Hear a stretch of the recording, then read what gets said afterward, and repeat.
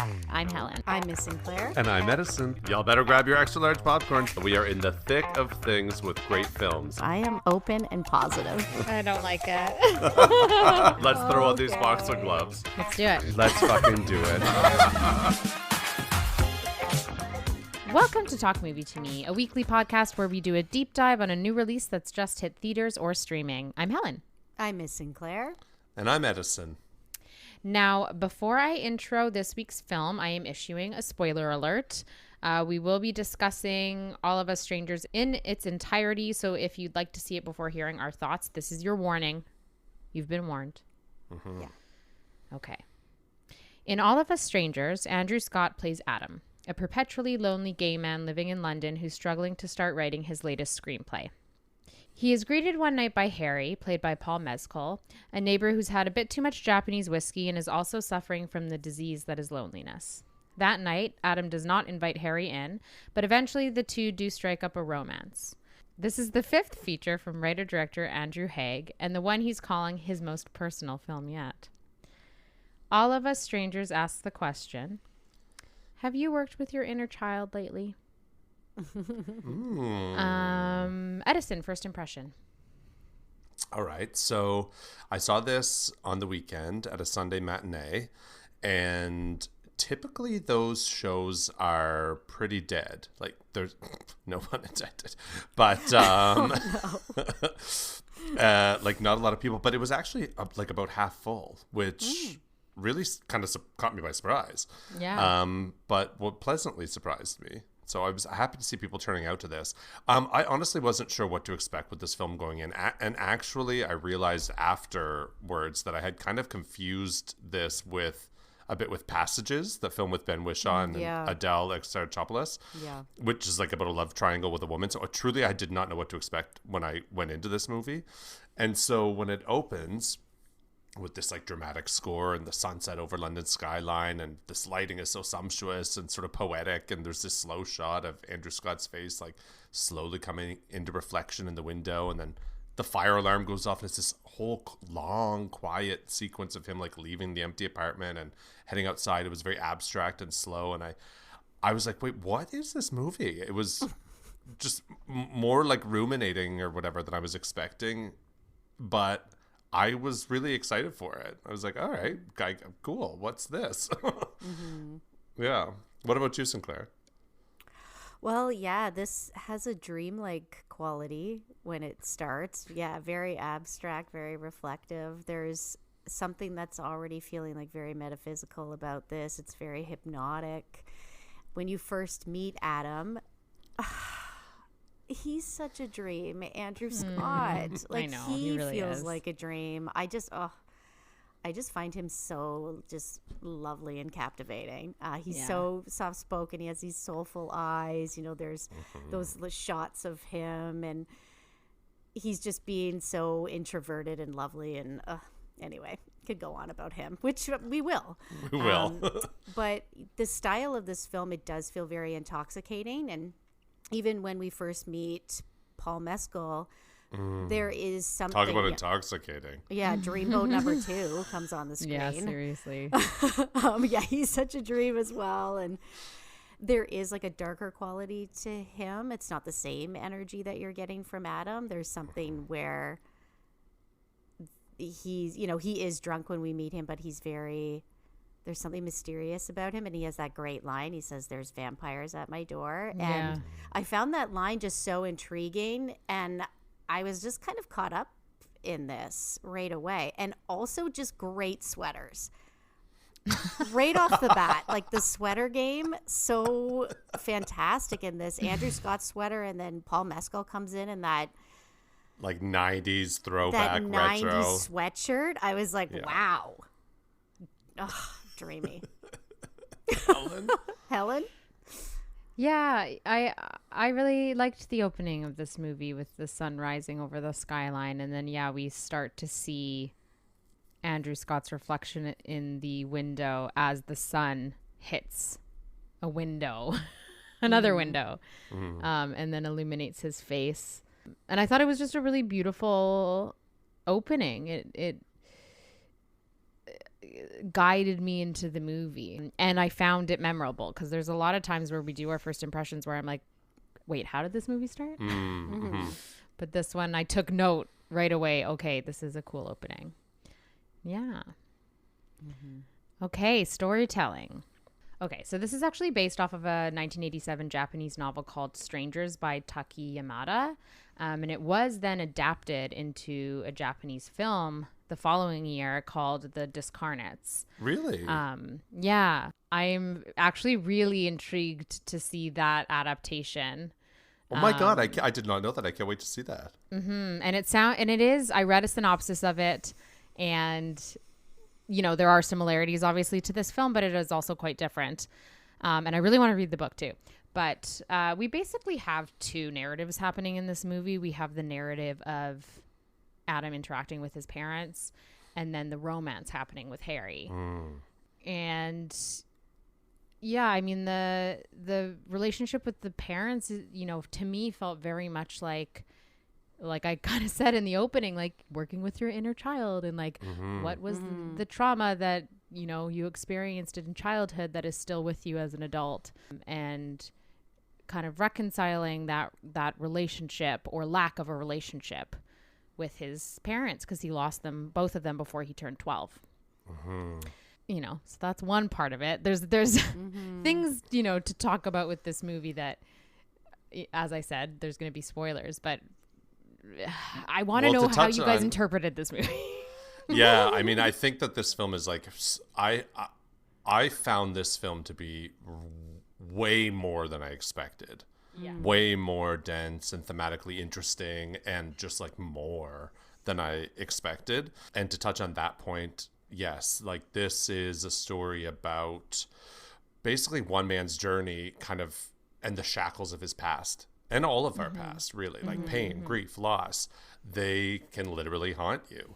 And you can go through your whole life kind of lugging them around like a ball in a chain. And this is about this guy, Adam's journey, like digging up and working through all of that, all of the pain conjured by ghosts of his past, that maybe he can let it go and find some peace and move on.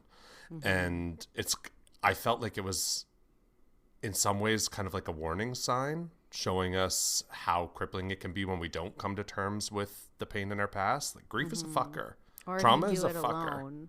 Or if you do it alone, exactly. Yeah. And at a certain point, we have to let people in, and we have to let them go, and we have to move through it. Even though it feels so good to fall into this fantasy world where everything is as it should be. And that's a trap that I think is universal with everybody in some regard, right? That's what Adam is grappling with in this film, and I thought that was a really profound story, to be honest. Yeah, and it's interesting because he's a writer as well. So this already feels like it could weave in and out of reality in that way too. You know, what is he writing? What is he experiencing? Is this whole movie a writing exercise?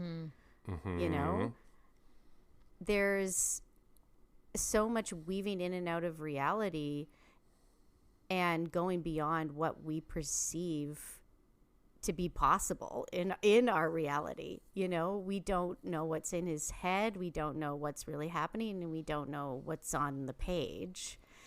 There's certain moments in this too where it switches things on us. And, you know, even the scene where he's in the park and he sees Jamie Bell. God, totally. You think that he's going to hook up. He's cruising. I was like, ooh, I hope there's a Jamie Bell love scene. And then I was like, oh, please let there not be one. And then, you know, it becomes clear that that's not what's happening, and you don't quite understand still who Jamie Bell is. And then you realize it's his parents at the age when they died. And it's interesting to watch someone work through their traumatic experiences internally like that. And is it meant to be an internal journey? Right. You know, are we supposed to do that before entering in a relationship? Are we supposed to be all together before we take somebody else on? Do you need somebody else in order to reconcile with your past? Like, it's an interesting like question. when Harry jumps in and is in that one moment and he goes, wait, what are you doing here? You're not supposed to be here. It's like, well, that's what happens when you let people in. Yeah. It's just that choice we have to make, you know, do I work on myself alone, or do I let someone in and let it be a process with someone else? Yeah. So, okay. I need to bring up the ending because I feel like I can't talk without bringing that up and then using that to talk through the rest of the movie. But we discover at the end of the film that Harry is dead, and he died that night that he first came to Adam's door to say, do you want to hang out? And Adam said no. So they never actually had a relationship, even though we've been seeing this relationship play out for the entire movie. Initially, when that happened, I was so angry because this movie was already so sad, and I felt like I needed that relationship to be real and to succeed for this movie to like bring me up at the end in some way. And then it just like fucking knocks you down. But then it did make me think all these other things about when it comes to his interaction with the dead people in this movie. Is he interacting with their actual ghosts, or is it his internalization of who he thinks these people are? Because he doesn't actually know Harry at all. So he wouldn't know anything about him. So did he create this character in his mind of who Harry would be? I think it's intentionally open to interpretation. Right. It could definitely be I both. think it could definitely be either. For me, I took it as this entire love affair was just his imagination. He's a writer. And I think that part of this is about him trying to come to terms with his grief and his loss in his life, right? A lot of the time people turn to art or turn to whatever to do that. He's turned to writing. That's what he does professionally. But it's like tagging along all this extra stuff. He's creating a fantasy, this whole story, the relationship. It's so easy to slide into that, but you're not living your life. You're not getting through it and actually being out there and going through it all. Right? His job is to write fiction, to imagine conversations. He's a screenwriter. And so I think that part of that was okay, wait a minute. In order for me to actually confront this thing, I need to grapple with the reality of life and pain and all of this, and not live in this fantasy world where I have this literally perfect boyfriend who's like the most doting and wonderful and considerate and patient and everything, sexy and Yeah, gorgeous. because we never really learn Harry's story, you know, and whatever he's imagining is not necessarily how that would play out at all. It makes us as an audience kind of fall in love with their relationship that never was really there. It kind of has an atonement quality to it. Yeah. It's the same way you kind of feel like at the end of watching Atonement. Yeah. That's I have a to good also comparison. say, as a gay man, I don't know if this is a unique, I doubt that this is a unique experience to us, but you all have known me for years. This very specific thing of conjuring fantasy relationships with people who are not available or who aren't real or who aren't whatever, that's endemic within us because we grow up not being able to experience relationships. Yeah. And I think that it's speaking to that. Like, he has to actually face the reality of being vulnerable with an actual human, not this fantasy story that he's created. But that could very likely be me projecting. But it's, this is written by a gay man, and it's his story. This is just like such an internal. This felt like such an internal story to me. Even where he lives, it's so empty there. Like, it felt like his own purgatory, like his own. This is what I was gonna say. His own, maybe like, he's dead personal too. hell. I actually did know? have the thought that like maybe he's in purgatory. Yeah. Like only him and Harry exist in this building. Like maybe they're both dead, and maybe this is him like working his way into some sort of an afterlife. Well, it even says too, like when he finds Harry's body at the end, he goes down levels, and Harry says to him, like Harry's ghost says, like, "What are you doing down here?" And that just gave me the chills. She said, Dante, what you Yeah, doing? it just, yeah.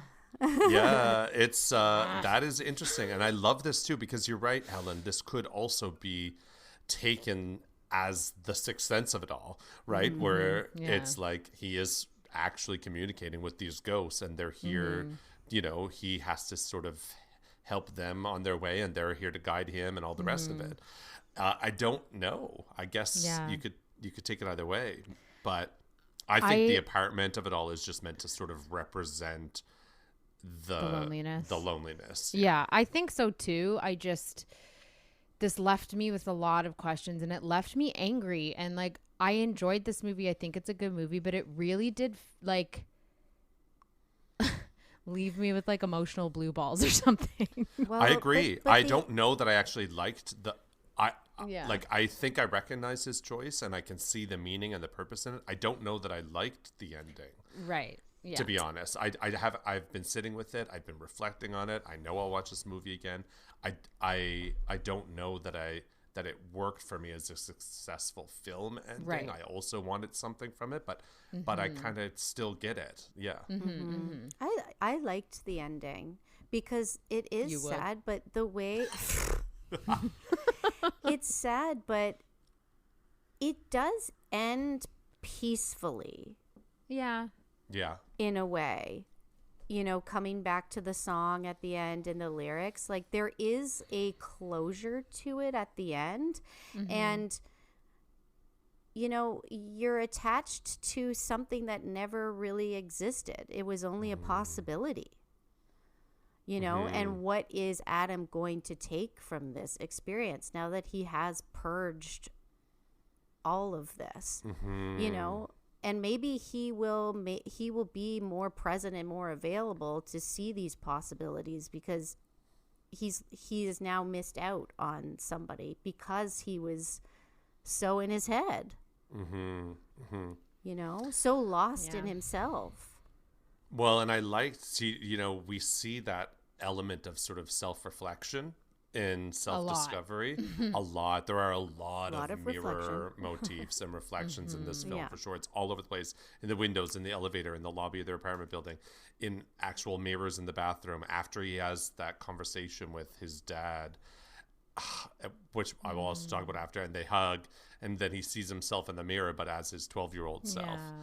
And this mirror motif is something that's used in filmmaking quite often, right? Mirrors have all kinds of different types of symbolism in film, from self-reflection and discovery to the duality of the self, and often they can represent a sort of distorted or skewed perception of reality, or a blurred line between reality and fantasy. And I think this film is kind of doing all of that very intentionally.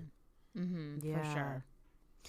Now, how did we feel about the scenes with the parents? And Oh my God. especially, I want to bring up the Christmas scene because this, I felt like, you know, setting some of these memory pieces at Christmas.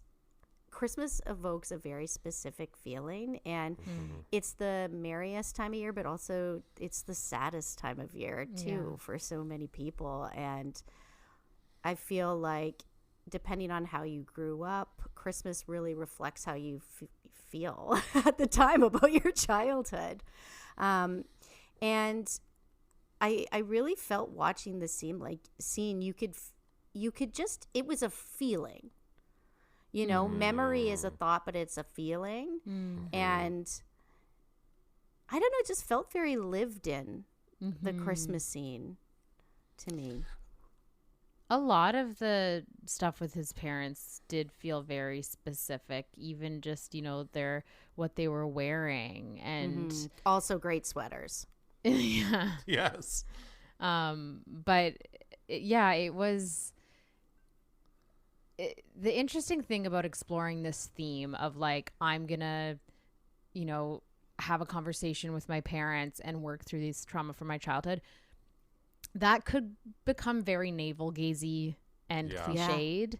Oh, this And it's could have gone not. so wrong. This just truly could have gone so wrong. It really could have. And I think that with lesser actors, it may have. Yeah. But the actors in this movie are so fantastic. And like, to speak to what you're saying, like, the feeling of those scenes does just feel like this memory, as opposed to a cliche of what you think this should be. Like, it felt very, very specific and real.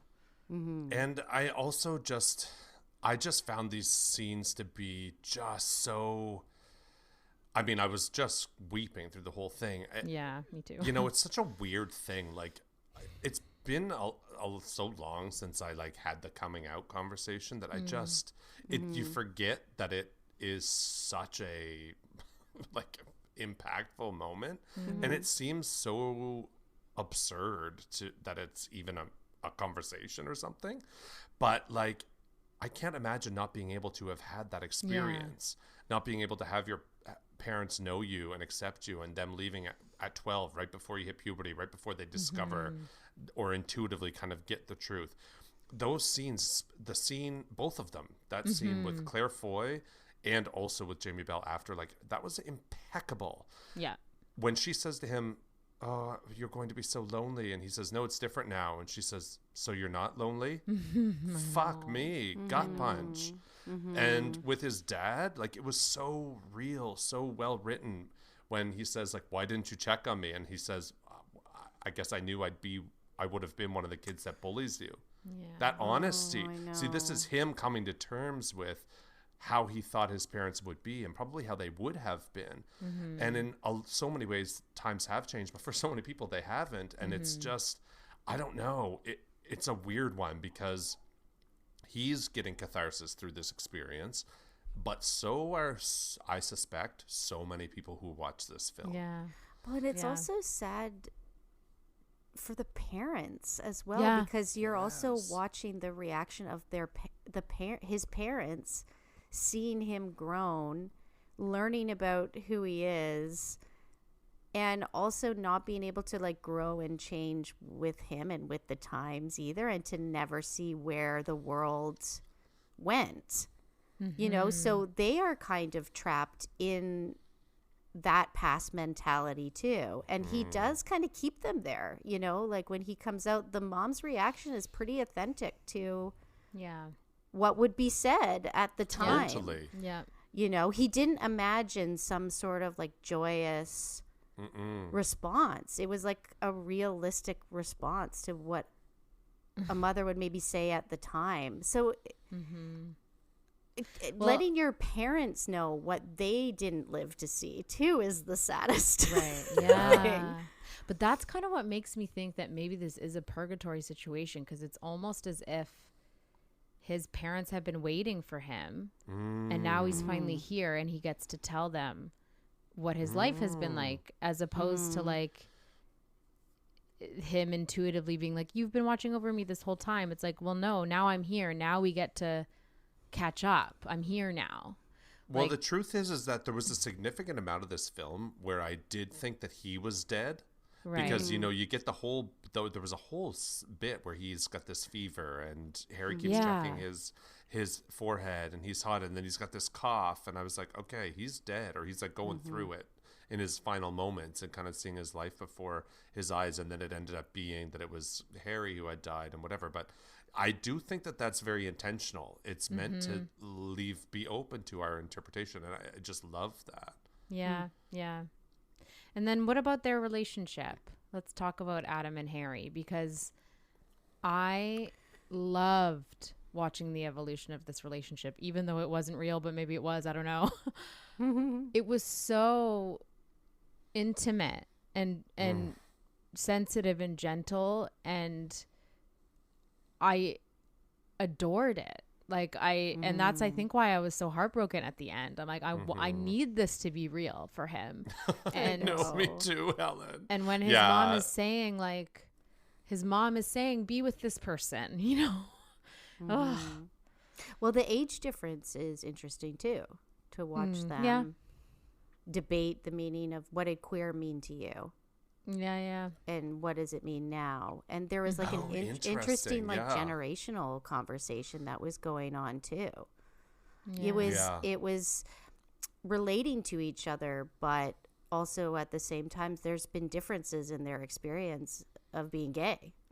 Right. Totally. But where they connect is through vulnerability, which is the truth of all of it. And I think that the most impactful scenes for me were the ones where this intimacy between Harry and Adam are growing, and you can feel how Harry's warmth and just sort of uncomplicated like patience just pushes through the protective shield that Adam has put up around himself, and Adam is slowly opening himself up. And there's this truth that even if we can't express it, we all know it to be true, which is that vulnerability is the key to unlocking intimacy and love.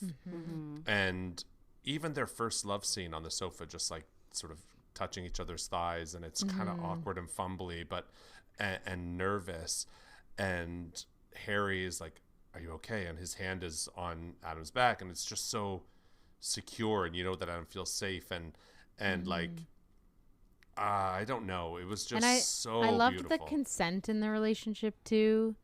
Like it's not like we see them like jumping on each other. It's like, can I kiss you? And it's like, Please you let know, Paul Mescal say to me, I'll kiss you now. I do love that they focused Jesus. on the tenderness in this and Yes. not the sex.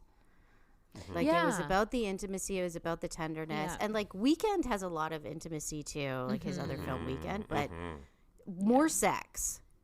You know, Yeah. this moved away from that. It was really about like the little moments, yeah, for sure. Yeah, well, why don't we talk about the performances? This was like, it's so funny because when the credits started to roll and there were only 6 actors credited in this, I was like, oh, right. It's I know. a really small cast. It is. Andrew Scott, who plays Adam. What did we think? I know that y'all love him because you both watched Fleabag Fleabag, Well, yes, and where he plays Sherlock. Hot Priest. and But Sherlock. I haven't yeah. seen it. Yeah. Yeah. He's He just such a dream. I just I just love watching him, and like nobody looks at their co-stars the way he does. Yeah. You know, he just he's so natural, and he has this beautiful like introverted energy. I'm really surprised he didn't get an Oscar nomination for this. Me I thought it too. was just like one of the most like lovely performances of the year. He has, Yeah. I think, the kindest eyes I've ever seen. Yeah. They're so open. It's unbelievable. Like you say, like watching him look at other people was beautiful. I think this only works because of him. Like this movie doesn't work without that performance. 100% just doesn't. not.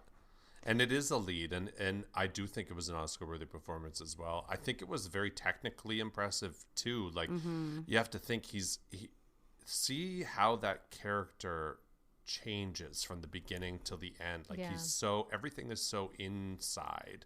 It's introspective in his literal performance at the beginning, right?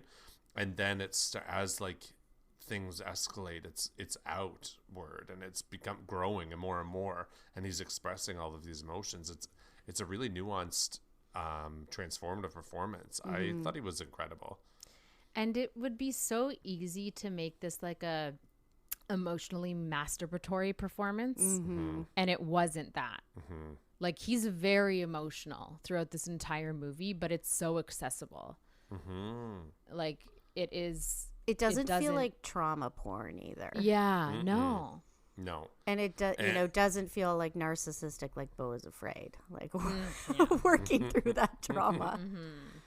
But if we're talking about kind eyes, I mean, we have to talk about Paul Mescal. Okay, I haven't seen After Sun, nor have I seen the series. What's the TV series? Normal People. Normal People. So I only know him as the internet's boyfriend and see pictures of him where I'm like, okay, but like I don't really get it.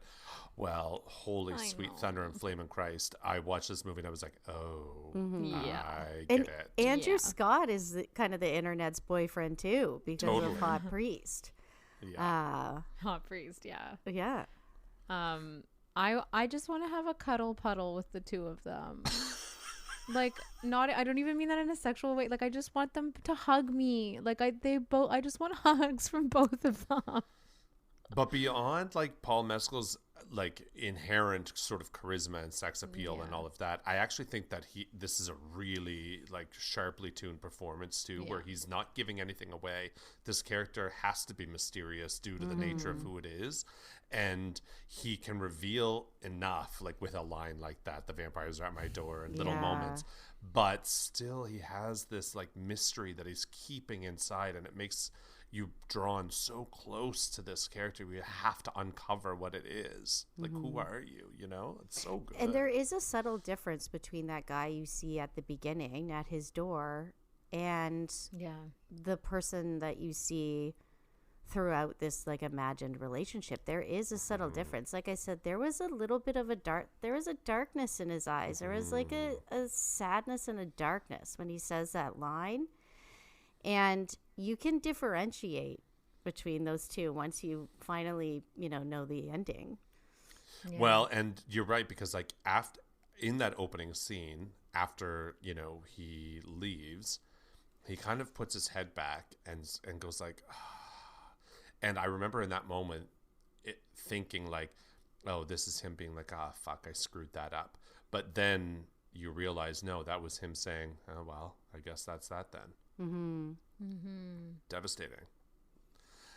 And for supporting, like Claire Foy broke my heart. Absolutely just shattered my heart into pieces. She was flawless. I don't understand why wonderful. She doesn't have a Best Supporting Actress nomination either. She was remarkable in this. Yeah.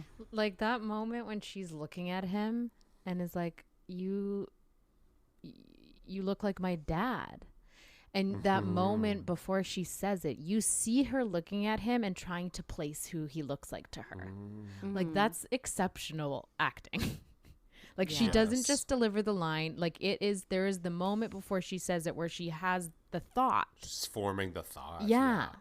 Like, it's, And when she's like, you were just a boy. I know. It's like, that speaks to what you were talking about, Sinclair, where it's actually so heartbreaking for them, too. Yeah. Yes. Never seen your child grow up, like. And Jamie Bell, come on. I know, this is a stacked cast. I will say I had a little bit of a hard time with Jamie Bell because the last thing I watched him in was The Shining Girls, where he played a time traveling serial killer of women. So fuck. I was a little like, he's bad, but he was great. Well, I think I still have so much affinity from Billy Elliot that like I can only ever see him as somebody who I'm rooting for. So like I loved him the second I saw him, and then like that, especially in that scene with Andrew Scott, it was just like it's just so good. They're all so good, and this movie really needs really strong actors for sure, because there's a lot that they're carrying in this film. But it's got them. Yeah. What about technical? Yeah, I mean, the music is very prominent in this. Very, very specifically curated songs. Yeah, big time, yeah. One of the major songs in this is Frankie Goes to Hollywood, The Power of Love. And Andrew Haigh wouldn't do the film without this song. Like, he got the rights to this song first before he even started working on the film. He heard this song as a young boy, and it just really stuck with him and affected him. And so this was a part of the script, like from the very beginning.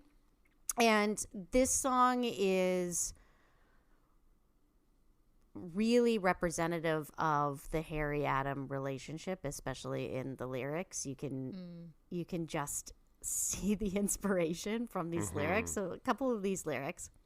I'll protect you from the hooded claw, keep the vampires from your door. So that's, obviously the opening scene. The power of love, a force from above, cleaning my soul, flame on, burn desire, love with tongues of fire, purge the soul, make love your goal. So it is just really about like purging oneself in order to love. I just found this very, very appropriate. And then the major song that was played with Adam and his parents was the Pet Shop Boys, Always on My Mind. And I love that it's a Pet Shop Boys version of it, because it would be. So good. But one of the main lyrics in this is, maybe I didn't treat you quite as good as I should. Maybe I didn't love you quite as often as I could. Little things I should have said and done. I never took the time. You were always on my mind. You were always on my mind. And that really does sum up that scene with him and Jamie Bell too. It's just very great, like, synergy between the characters and the songs. I loved that. I loved the lighting transitions in this movie too. Yeah. There's a lot of incredible lighting changes, like the ambulance lights that we see when he's in bed, sort of reliving the night that his parents died, or the lights from the club, right? Like it almost feels like a stage production. This felt like a play for a lot of it. I was like, this could actually work really well as a play. That's actually, yeah, it really could. Yeah, I thought the lighting too was gorgeous. Jamie Ramsey was the cinematographer on this, so the lighting, the camera work too, like the warmth. There was so so much warmth, and this to achieve this sort of hazy, dreamlike feel throughout the whole thing. It was a really beautiful, like, sumptuous film. Yeah, it was. Well, really I think beautiful. what the cinematography did really well was that there isn't like a hard line between reality and imagination, a dream, and past and present. Like it blends together really seamlessly. So you are lost in it just as much as Adam is lost in it. There is like no real definitive thing that's distinguishing these different states of mind and these different states of consciousness, which I thought was really good, because they need to blend together, you know. And I don't even know, like, we still don't know what is reality, what is not reality, who's dead, who's alive. And no, you're gonna have to just deal with that, Helen. I know, but I'm saying that you're gonna have to come to terms with this, just as Adam had to come to terms with things in the film. I know, but I'm saying that I appreciate that there wasn't that differentiation, because it allows us to not know, right? Yeah. Another one cool fun fact. Yes. The house was actually Andrew Haig's childhood home. That is really, yeah, that's really cool. Wow, interesting. That is really cool. I think about my childhood home a lot. So do and I. It dream makes about me, it. Me too. I dream about it constantly. And it makes me sad that I probably can't step foot in it again. Yeah. Like I can't like knock on the door and be like, you totally hey, can. like, I've done that. I have. See, that doesn't surprise me. Like, to me, I can't picture myself going up, like, knocking on the door and being like, hey, I used to live here. Can I just come in and just have a moment? Can I just take a little moment, a little trip down memory lane? No. Yeah. So did you get to go in, Edison? Yeah, this was so many years ago, like when I was in university, but I definitely did go back to my childhood home and did exactly that. Yeah. But there is something about that, those your earliest memories and your first place that you lived, like it's just tattooed in your brain, you know, in your memories. Yeah. And it's so significant. And then you think about, as an adult, like, how many apartments have we all lived in? And like, yeah, I have affinity for the places I've lived, but not in the same way as you have for your first, like, your childhood home.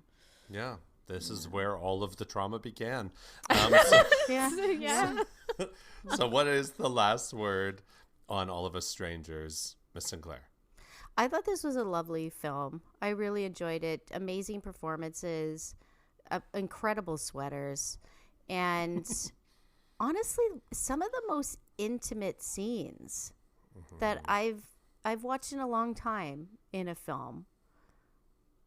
I really liked it. Yeah. I did. I really liked it. Helen? Yeah. I had, I was frowning. I had a grumpy face on at the end of this movie, and I was mad at it. But as I've sat with it and thought more about it, I can appreciate that it's open to interpretation, and that it's more than just it being sad. There's more than that. And I do really want to read the book that this is based off of. And see the original film adaptation too. So, and these performances are just really, this is like the creme de la creme of acting. Edison, your last word? So for me, this film was so much more than I expected. I thought it was a great tribute to the power of love. I also thought it was a really great tribute to writers in a way. This very special and like vital ability to dive so deeply into your own psyche and experiences to process your grief and trauma and then channel all of that depth of emotion into a work of art, into a story that moves all of us, the audience, that allows us to reflect on our own lives and our experiences with pain and love and fear and loneliness and heartache and somehow find catharsis in it. I appreciated that it was a very specifically like gay experience, but I do think that it has universality that everybody can connect to. Yeah. And I just thought it was a really beautiful, beautiful acknowledgement of the power and like necessity of a storyteller's work. Well said, Edison. Thank you. Well, this has been another episode of Talk Movie to Me. If you would like to get in touch with us, our email is talkmovietome@gmail.com. Follow us on Instagram at talkmovietome. Rate and review us wherever you get your podcasts. And you can find season 7 episodes of Talk Movie to Me on YouTube at Talk Movie to Me Podcast. I'm Helen. I'm Miss Sinclair. And I'm Edison. And you're always on my mind. My favorite thing about the Pet Shop Boys is that like he can't sing.